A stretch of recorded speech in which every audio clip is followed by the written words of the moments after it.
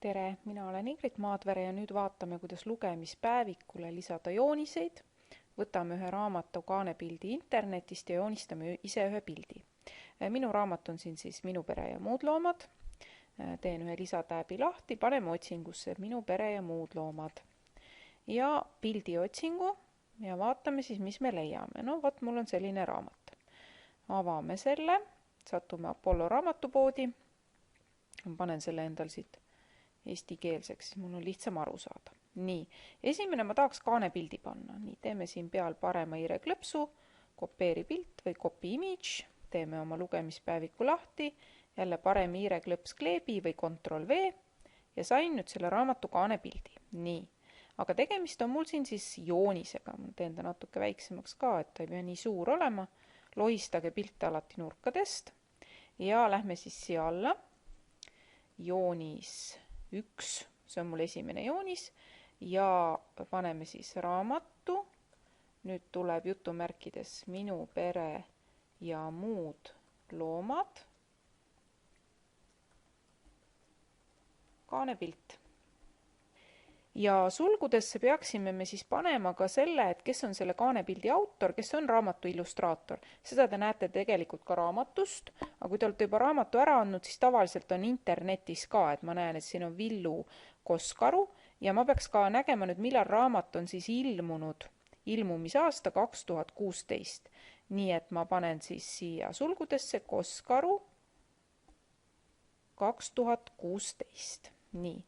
Ja see on siis mul siis internetist võetud pilt ja viide, tekstisisene viide on siia juurde lisatud. Aga kui ma tahan nüüd ise ka selle raamatu kohta ühe pildi joonistada, et näiteks sellest Leslie ehitatud paadist. Ma lähen kooli kodulehele, vaatan, mida siin soovitatakse. Kui ma lähen õppematerjalidesse, siis siin on selline osa nagu multimeedia ja selle all on erinevad programmid, kus saab siis joonistada. Et ma võtan näiteks selle kleki, millega saab kohe internetis joonistada. Klõpsan lahti, ma teen praegu hästi kiirelt, teie joonistate kindlasti ilusamalt. Nii, ühe siis Leslie paadi. Nii, salvestame selle arvutisse. Nii, Leslie paat. Hopp, ja salvestatud. Nüüd lähen uuesti oma lugemispäevikusse.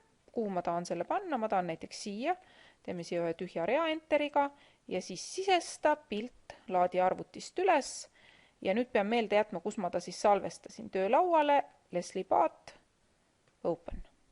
Nii, ja selle võin ka väiksemaks teha. Ja nüüd ma pean meeles pidama, kui see oli mul joonis 1, siis järgmine on joonis 2.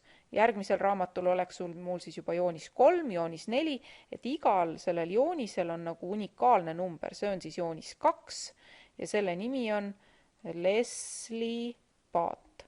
Siin ma viitama ei pea, sest selle pildi autor olen mina ise. Ja siis jääb see nii nagu on, sulgudesse mitte midagi ei tule. Aga kindlasti ma peaks mainima neid jooniseid teksti sees. Et kõigepealt siis see joonis 1, võt selle paneme siia see raamat, nüüd ma mõtlen seda. Joonis 1, vaata, joonis 1, VT on nagu lühend. Ja nüüd, kuhu me selle Leslie paadi paneme, see on joonis 2. See tuleb siis siia, kus Leslie ehitas sünnipäevaks paadi. Siia paneme siis vaata, joonis 2.